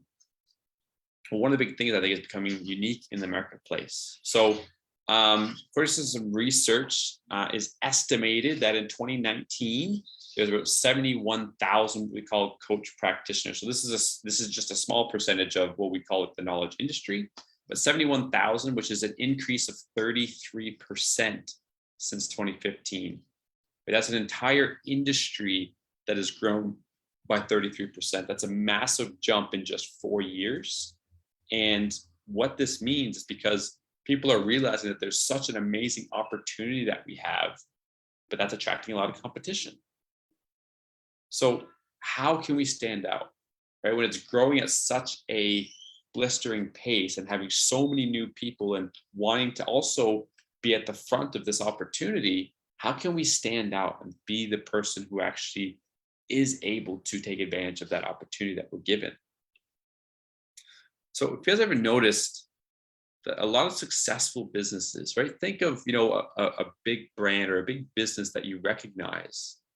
Notice that a lot of times it's not like Coke isn't just trying, or Coca-Cola isn't trying to just be a drink company. They're trying to stand for connecting people and all this kind of stuff, right? Or there's other companies like Apple, as an example. They're not just a software company, right? They're a company that's trying to make people think differently, right? From their big campaign they did back in, I think it was the 80s, right? So ever notice how it seems that all of these businesses that have done really, really well, they stand for something bigger than just their product or service, right? They're not just a widget company, they're something more, right? There's a reason for that. There's a reason for that. And one of you guys, I remember in the chat, I think it was Nicole, alluded to this, right? Where ultimately, that's one thing that I've noticed as well. After doing over $500,000 in sales for charities and nonprofits, right? We didn't have anything to sell. We weren't selling any, like sometimes I got little pins and stuff like that, but we on the surface, we weren't selling anything. We didn't actually have anything really to give them. But that's when you realize the power of a great story. right? How powerful a story is for connecting people, for getting people to believe in something bigger, for so many things. And now just having a great brand story, a lot of people say, you know, it's good to have a brand story, it's going to sound cool and that kind of stuff, but it's not just something that sounds good. It's not something that is just like, you know, it would be nice to have something that I stand for, something that's a little bit bigger than just my product or service. But I'll worry about that once I start, you know, getting revenue and once I start doing this. But having a story isn't just something that's nice to have, right? There's a ton of actual tangible benefits. Because people think as a story is like, you know, it sounds cool, but like, what's the purpose of it? There's a lot of tangible benefits that come from actually having that story. Now, one of the biggest ones I want to talk about is this idea of a commodity product versus a premium product. A commodity product versus a premium product. Now, for those of you unfamiliar with the term commodity, I know my background is in geological engineering, so we talk about commodities a lot. But Investopedia's definition of a commodity is a basic good used in commerce that is interchangeable with other goods of the same type. Right? The quality is pretty much the same. It might be a little bit different, but is essentially uniform across producers. So let's put that in you guys' perspective. Right? A coaching company that's a commodity is a coaching program, right? That's pretty much the same as other coaching programs out there, right? You and your personality is a little bit different, right? But essentially you're helping provide the same result as other coaching companies, right? So a commodity. So without having something that makes you unique, without having that brand story, that means you're essentially interchangeable with your competitors. So if that would be the case, like how do you actually win as being a commodity? Well, it's pretty simple. If you're pretty much the same as everybody else, how do you actually get clients and convince them to choose you over someone else? Well, hey, if it's pretty much the same, there's no real difference between quality and value. Well, you win by becoming the lowest priced in the market. I mean, if there's nothing else that's that much different, then why would someone go with the lower priced one? Now, what that still mean, right? Again, this is a business model. This is what Walmart did. And this is why Walmart was the lowest price in the market, and that's how they won, right? What this means for yourself in a business coaching perspective, right? In a coaching perspective, sorry, is that you're going to start attracting people who are the price shoppers, who will go around to a lot of different offers and before they choose which one they want to go with. Or people who are just kind of testing out the waters. People who are be like, yeah, it's good, but I'll think about it. And people who ultimately aren't committed, right? They're just more worried about the price than they're worried about the value that you provide. Right? Or as opposed to resorting to being a commodity and playing in that game. Thanks for joining, Victor. As opposed to playing in that game where we're just competing on price, right, which is not somewhere where you want to be. Right? We can develop a story, right? Position ourselves as a premium product, right? Something that's unique, something that's different. And what that's going to allow us to do, that's why when you see brands, like some of the brands that I respect and know and like Ben & Jerry's or Patagonia, there's the whole stories behind their brands. If you guys don't know them, I suggest go checking them out. It's really, really cool. But having that is what enables brands like that to consistently charge more, which is going to help you avoid the problem of half of business going into business because they can't have profits. You're actually able to charge more while still having a following that loves what you do, while helping people get amazing results, right? Because there's something about you and your story that's unique. Because that's the one thing that makes you unique, right? Is the story that you tell about your business, why you're starting it, where you've been, right? That's something that can make you unique and no one else can have that. So if we develop that, then you're going to be able to charge more. You're going to be able to get better clients that are more committed, right? Which one would you rather be? Would you rather be a commodity where you're essentially the same as other people? You're going to attract people who are price shoppers and people who do decide to go with your product or service. They're just going to be customers. Or something where you can position yourself as something that's uniquely valuable, right? Attract people who are actually committed, right? They care more about the value that you provide rather than just what price they're charging. And then ultimately, those are the people who are going to be more committed, get great results, and ultimately become raving fans of your business and share that with friends and family or people that they know, or give you great testimonials because, right, they're committed and they're actually going to get results because they're committed. So which one would you rather be, commodity or premium? Premium. Here we go. Awesome. Same with John, my man John. So what I want to do, let's see how we're doing for time here. 5:05. So yeah, we can break for 5 minutes. I want you guys to answer these 2 questions, right? And then when you finish answering them, put them in the group chat. But it's going to take 5 minutes. So it's my time right now. It's 5:05. So at 5:10, we'll jump back. But answer these 2 questions. What does your business stand for, and who does your business, or who or what does your business stand against? So I've given you kind of maybe like a little bit of a leader in terms of kind of thinking about this. But if you kind of finish the sentence of my client should be able to, right? Finish that sentence. And then my client shouldn't have to put up with blank, right? Start like finishing those 2 sentences will give you a good start in really figuring out what's the bigger purpose of your business. What's the thing that you want to really stand up for and stand against with your clients? So as an example, right, for me, right, my clients should be able to have the freedom to travel the world, right? They shouldn't have to put up with being chained to a desk or a 9-to-5 job that they don't hate, or chained to a 9-to-5 job that they do hate. Right. So if you look at everything that I do is all based around this idea of freedom, right? That's what I'm positioning my business as standing for, to be able to do that. So answer that question for yourselves. What does your business stand for? Who or what does your business stand against? In a couple more minutes, and then type your responses in the chat when you guys have that completed.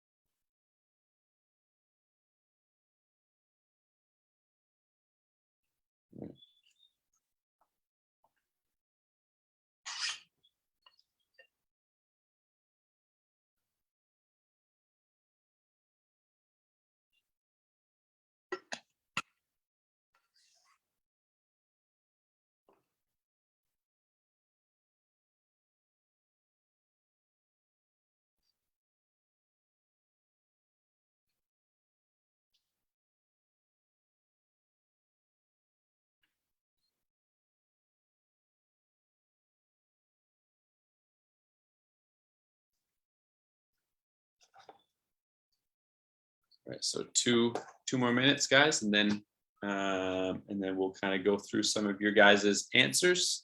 So you put that in the chat, that'd be awesome. And then we'll continue on to the 4th and final one.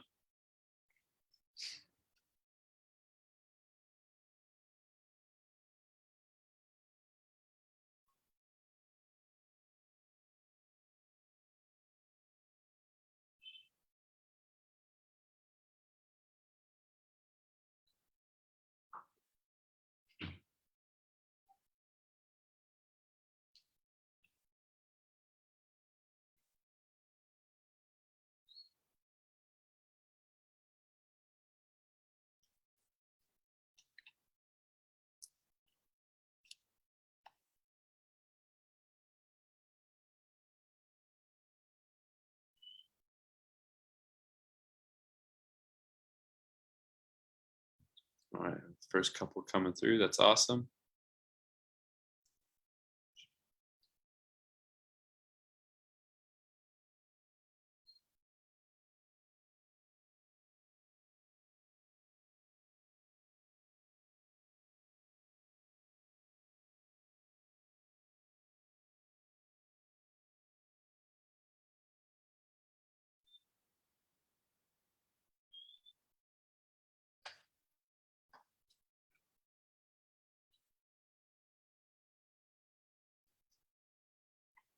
Awesome work so far, guys, from what I'm seeing.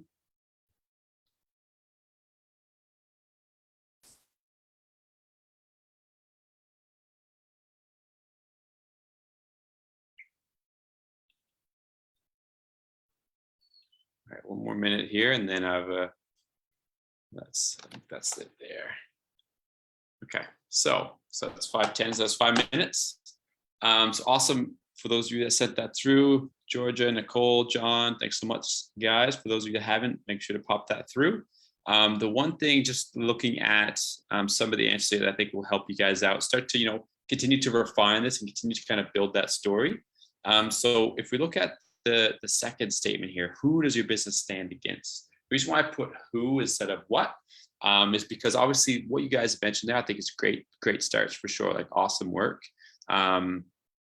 So the big thing here, if we can, what's called personify that. So you guys shared the idea, right? For example, Georgia shared that they shouldn't put up with the stress or feel incompetent after attending a regular course in a language school, right? So if we can personify that, to give you a simple example, I think this is it's a funny example that I heard in a book somewhere, but I think it really kind of illustrates the point.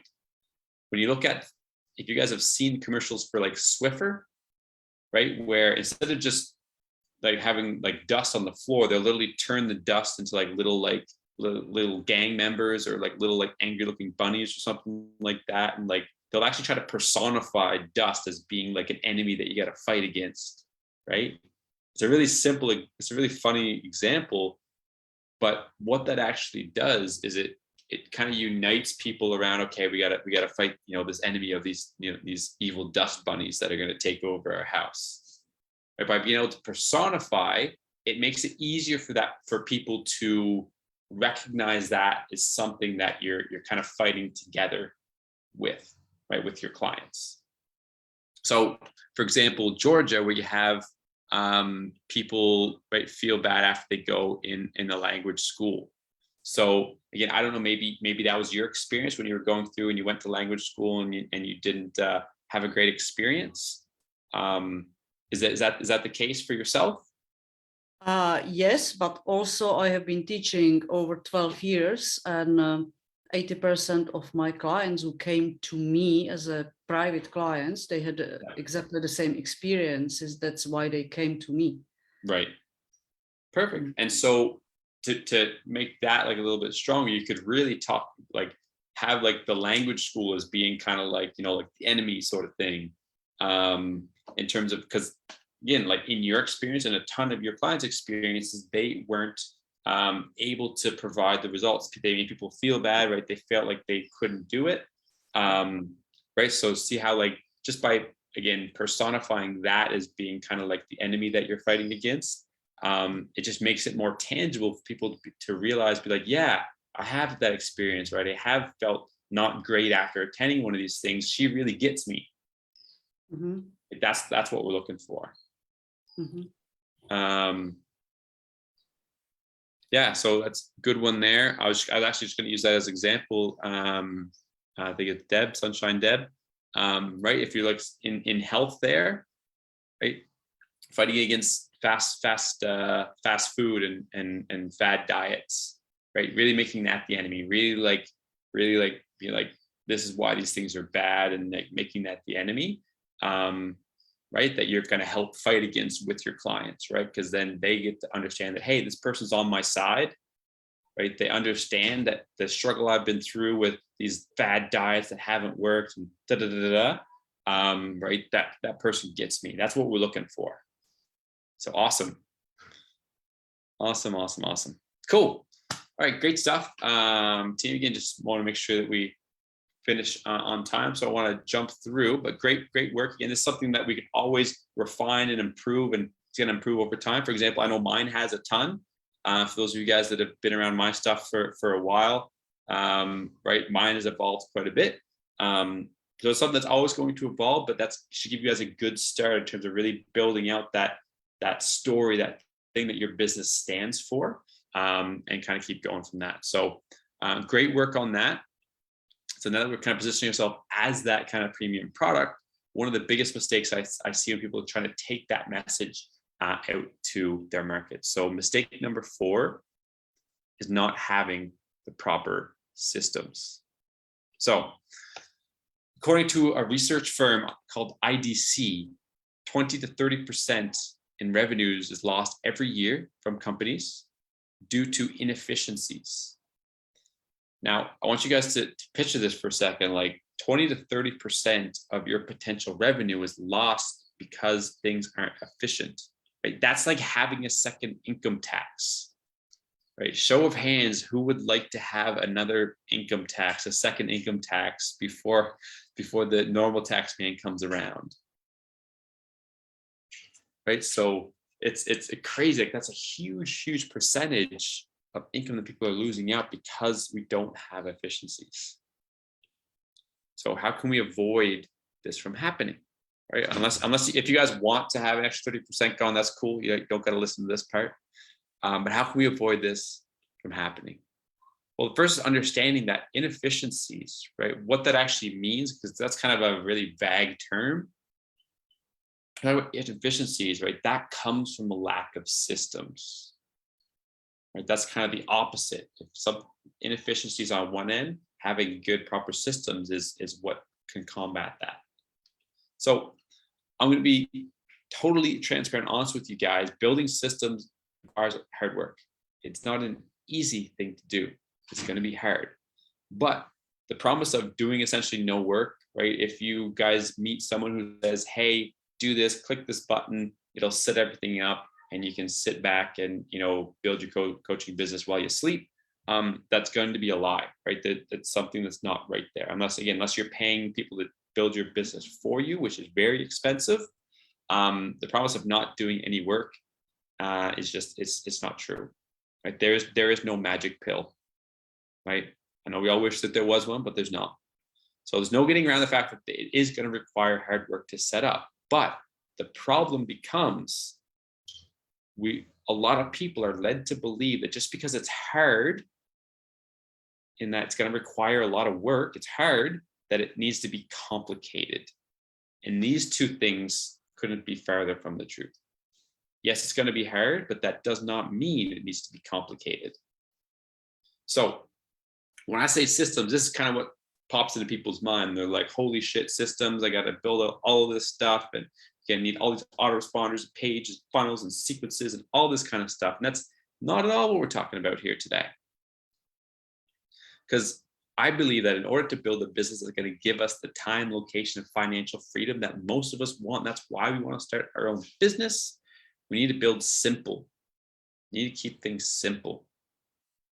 Build systems that are simple, right?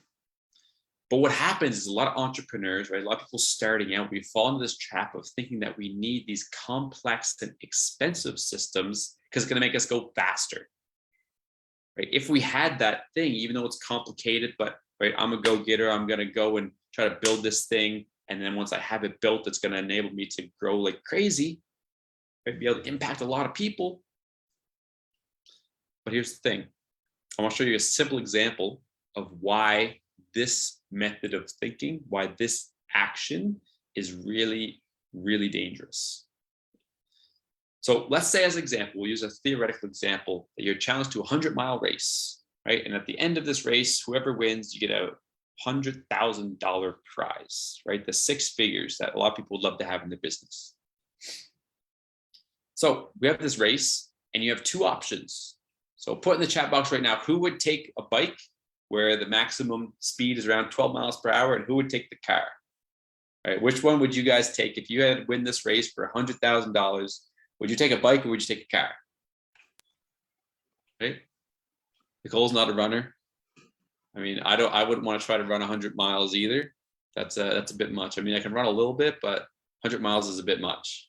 Right? So we would take the car because it's faster, right? And we want to win the race.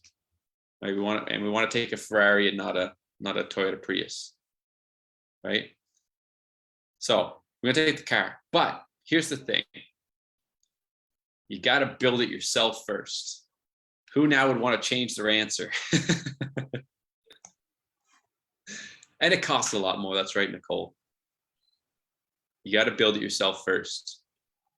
Because here's the thing. No matter how many templates, guides, scripts, frameworks, whatever else you want to call it, right? Myself or anybody else gives you, ultimately, unless you are paying them a ton of money to build it for you, they're giving you a blueprint. The blueprint works, right? It's been proven by them and by their successful clients if they've had them. It's a blueprint that works, but it's still a blueprint. You got to build it yourself. So if I gave you the blueprint of an internal combustion engine, who here to think would they be able to build one? Definitely not me. Right? Unless we've got some people who are looking to transition out of becoming a mechanic in the audience. But the thing is it's a funny example. I know. Again, that's the whole point of it. It's just a silly little example. But ultimately, that's what people try to do in their business all the time. I see it time and time and time again. They'll try to build out this complex, funnel that leads to email sequences. Then I'm going to do a webinar. Then I'm going to do a challenge, and then I'm going to write a book and have a podcast, and I'm going to link all these things up together, and then it's going to end up in my business being successful. Now, again, there's nothing wrong with any of those pieces I just mentioned, but trying to build this when you're first starting, right? Even if you have some of the blueprints and scripts and stuff like that from people who have maybe built this out for the business, you still need to build it for your own business. So let's just look at these examples, right? To build a bike, there's around 70 pieces that make up an average bike. An average car, 10,000. So let's even just for fun, right? Let's say you can correctly put together 20 pieces a day, right? Because although we all love to have everything done overnight, right? Building a business takes time. It's a process. Let's say we can correctly put together 20 pieces a day, right? Have some productive days, right? It's going to take you 3.5 days to build your bike. It's going to take you 500 days to build your car. Who here thinks that they could bike 100 miles in 496.5 days? Right? So we're going to win the race, right, on our bikes. If you're a really good runner, you might be able to win by running, but that'd be a lot. Right? So that's a big thing. It's just looking at, ultimately to try to build out this complex system that, again, a car works if it's put together properly. Of course, you can go faster in a car if it's put together properly. But trying to build a car when you're first starting out and have no idea what the heck you're doing, it's taking off a lot, right? You're gonna take a lot of time doing things wrong because, right, that's assuming 500 days is assuming that you're building it properly, right? So you're gonna win on your bike, right? Build the simple systems, right, that are gonna get you there, and then guess what? After you've won your $100,000 on your bike, then you can hire a mechanic, build it for you. Right? It's a process. We talked about that earlier, right, Dion? It's a process. So that's one of the big things. That's the way that I look at, I think about systems in the business. So what does a simple system look like? Right. So this is just an example, right? This is the system that I've developed that we use for our clients called the Freedom System. Right. It's got a few pieces here, but it's a heck of a lot more simple than that crazy thing that was going on there in the other picture. Now there's 7 key pieces to set up for this system, right? The software cost is a grand total of a big fat $0. And with that system, you can easily make an annual profit of 50K plus, right? Not needing any of those fancy things. Again, if you want to get to a level of like a Tony Robbins or a Dean, are you going to need some of that stuff? Absolutely. You're going to need some of that more complex stuff because that's why they're at that level. But at that point, you can pay people that know how to do those things and they can do that for you. People, the parts that you don't want to do or don't know how to do. Right? You can pay the mechanic to build you the car. But when you're starting out, you want to keep things simple, right? Easy to set up. But still, by having that simple thing, it's going to allow you to move yourself forward the quickest ultimately.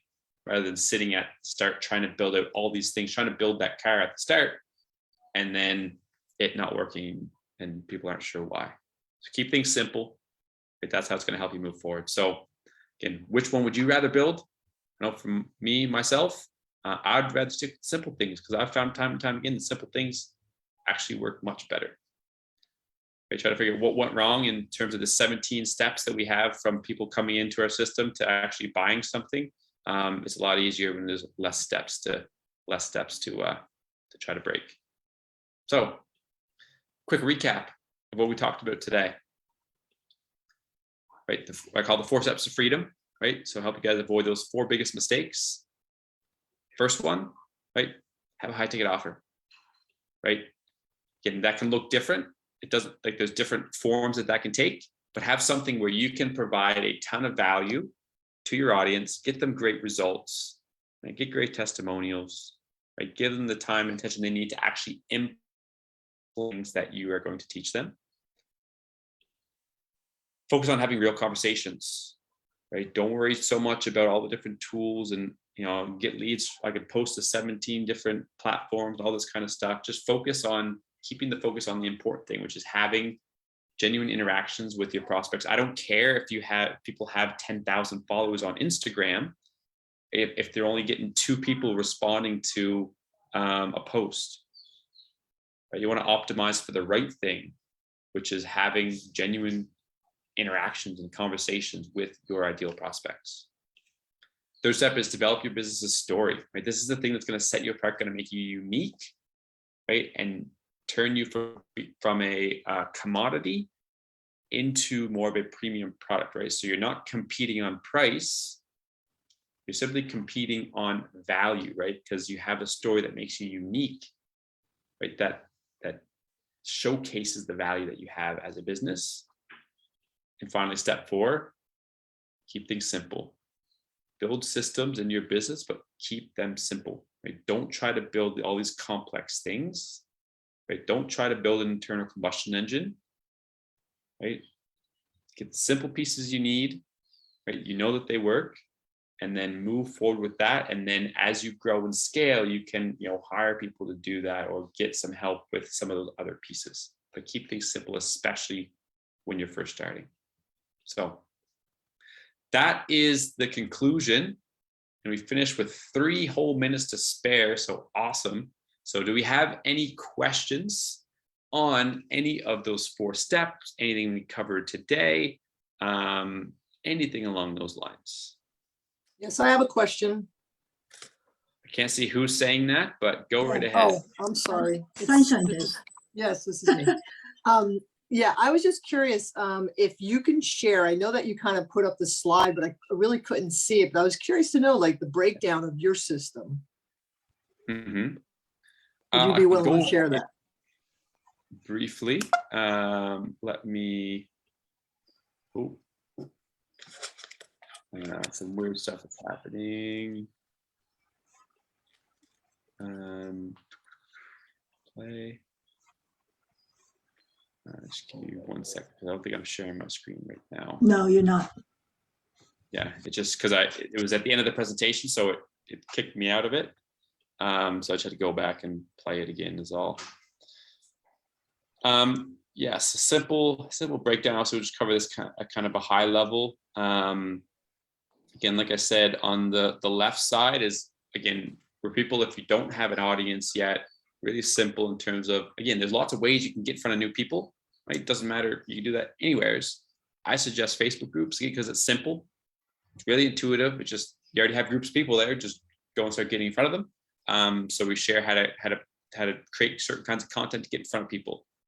Again, as you see, there's kind of a little cycle around here, because what we're trying to do, we're trying to optimize for what I call leadership conversations, which is the framework that we have to kind of answer yourself, Georgia.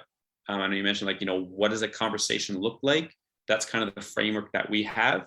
And it's all, centered around this. If people aren't ready to take that next step in our business, cool. We're just going to send them to building our own audience, right? Your group and your profile, start building up your own audience to eventually you want to re-engage those people and see if they're ready yet. Like not everyone's going to be ready right away for your offer, and that's okay. That's total. It's only 3% of people at any given time are ready to take the next step. 97% of people aren't ready right now. But we want to keep providing value, right, until they are ready. And then once they are, we go through, and exactly like you said, Georgia, is obviously the conversation starts on Messenger, but the goal is to actually have a real conversation with them, right? Talk to them over Zoom, right? So we kind of lead them through that process. And in the meantime, I also have a value video that I send them to provide more value, to build even more trust before they get on the actual strategy call, where we go over the Freedom System, see if it's a good fit for them. And then we have, I know one of the first things we talked about was, how do you be confident in your offer? That's the first thing we actually help build people with people, is we have a winning offer framework. And so to bring this in with Dion, with what Dion mentioned about the different phases, things like the growth system that you can see there, the program delivery, that's kind of the automation of the delivery of the program. That's the later stages, right? That's the kind of the next evolution of what your business, but that's the entirety of the system. Again, we don't have time to go in depth into it, but that's kind of the system that we've developed and help our clients kind of build throughout the course of our program. And I also want to mention for tomorrow, I know we're a little bit over on time, about half hour or so. So I just want to mention really quick, tomorrow we're going to zoom in on Yes. Jojo was talking about, how do you talk to people online? How do you have that real conversation? We know exactly what's going to happen next. That's why I have dedicated day 3 just for that. How do you have a real conversation with people and how to find them online? So make sure you definitely want to comment tomorrow. And that's why I have the 3rd guest speaker. It was also being featured in 2 of those masters I mentioned in the event, because this is his baby. He had the system how to actually have a genuine conversation and break it down. And then he will be the one to come in to talk to you guys tomorrow about just this part. It's going to be zooming in this part of the system. Yeah. Okay. I can't highlight or zoom up right now because it's just in a slideshow. But I don't know. Can you see my cursor? Yes. Okay. So yeah. So that exactly that's a great point. Is that right? Tomorrow you guys are going to be zooming in with the speaker tomorrow on this kind of first section, right? And really starting that momentum and knowing how and where and to find those people. So it's going to be really zooming in on this first part of this kind of system. That's kind of where that all fits in. And yes, that's going to be a great session there tomorrow. So you guys got to make sure you want to tune in for that one. But that's, again, that's the overview in terms of the different pieces of that system and kind of what it looks like. Any other questions? We'll go over Yeah, real quick, this is Sunshine Deb again. I was just curious, do you run any challenges or anything to before, or are you just focusing mostly on just having those real conversations? Mostly the real conversations. So right now, I'm kind of in the what's essentially the 3rd phase of it, where you're looking at what are different ways. Can I go back? Oh, it's not letting me do it, is it? It's going to kick me out again. So I'm at the phase right now where I'm looking at Mac. Try this again here. And then Zoom, share it. So this one right here. So again, we have this kind of cycle in terms of, building your audience in a Facebook group and that kind of thing, which is just mainly what I was focusing. I do a live training in my Facebook group every week to build the value that way. But what it sounds like you're talking about, Sunshine Deb, is really around what are different ways that we can now get people into this cycle. Again, we started it, and what we're going to be sharing with you guys tomorrow is how to use Facebook groups as a way to kind of start that cycle. But obviously that's not the only way that you can do that, right? There's other, that's what we call the growth systems, right? Think of that like the marketing. Those can be things like challenges, things like joint ventures. Right. There's a ton of other things. But what you're talking about but there's other ways you can start to kind of build your audience and build this cycle. So that's kind of what that is. So I'm experimenting right now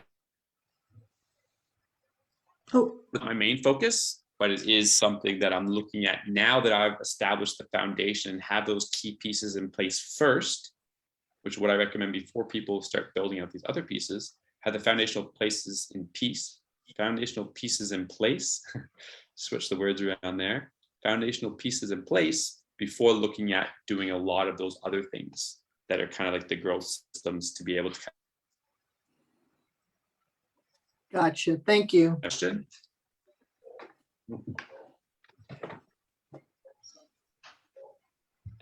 Well, I think I cut out there for a second, but does that help? Yes, that does. You know, I'm fairly new to social media, so I'm just trying to understand like the whole process and how this Yeah. works. Because like when I'm looking at this chart, like I see Facebook groups, so I wasn't sure if you were just solely talking about like creating your own Facebook group, or you're basically saying use your own Facebook group plus use all the other Facebook groups that you're involved in to kind of like, you know, move the needle, so to speak, with creating these conversations. Yeah, for sure. And that's something I'm pretty sure that we're going to be covering a little bit in the session tomorrow. yes, definitely. Come yeah. in tomorrow, Deb. Sunshine Yeah. Deb, definitely. It's a session for all And the so- questions you guys are asking, but conversation, all that. I'm listening. I was like, oh my God, I want to tell them it's tomorrow. Okay, no worries. Then I'll stop asking questions. No, I will no. stop asking. I love it. questions. I just can't wait to tell the speaker tomorrow. They are so ready for you. Yeah. Well, just an Those are great FYI. I mean, questions. yeah, just an Yes. FYI. I mean, I'm going to be coming out of work at that time, so I'm going to be driving in the car. Hopefully, I'll be able to at least listen in. So, Yes, FYI. definitely. I hope you do, because it will be super crucial. That's why I put this as the third part of the day, because we know that's exactly what you guys need to breach Yeah. that gap to the next part of it. So this part is Yeah. important. Yep. And Thank Nicole you. has a question too. Yeah, go ahead, Nicole. Okay. I just wanted to know, is sharing some personal experience that relates to one's offer every day on social media a good way to gain interest and trust? Is that what you would advise doing? So sharing, sharing a personal story is absolutely a big way to build trust and to get people to see that they understand that you understand them. Is the right way to put it. So it's a good way to see that you understand them for sure. And you know, it's one of the ways to provide it. Now, people need to post every single day on social media. Not necessarily. I'm not about the trying to think of a way to put it. There's a certain purpose for why you create content. We're not just doing it just to put out as much content as possible. Like there's a process behind it. And again, that's what we'll share a little bit tomorrow. Right. But- Content for its own sake doesn't work. Agreed. Yeah, right. It's not about just putting up content just for the sake of it. It's like, you know, what's the purpose of your content? What are you trying to accomplish with it? And again, this hopefully gives you guys an idea of when we're putting up content, what we're ultimately, right, the goal we're working towards is to engage them in an actual conversation and get them to take that next steps and guide them through that process. We'll Right. share a little bit more tomorrow about, you know, what is you share and how to create that. And there's lots of different ways to be consistent. So I guess that's the one thing I'll leave you with. I'll end this question with. The goal here is to be consistent rather than trying to hit a certain number. Right. Ultimately what we're looking for. So being consistent is more important than the exact number. If you think you can consistently share one great story a day, awesome, do that. But maybe you're at a stage where, you know, one story every single day, even with some of the tools and stuff that we can share that we'll probably share tomorrow about how to create content easily and be able to kind of batch create it, that kind of stuff. Even with all those tools, you're like, you know what, I don't think I could be consistent with one post a day. Let's do 4 posts a week as an example, right? One kind of every other day. If you think you can be consistent with that, awesome, start there. It's more important to be consistent than it is to try to hit a certain number. That's exactly how it is in health and wellness too. Yeah. It's all You can have relative. one big old cheat day and eat the whole cake.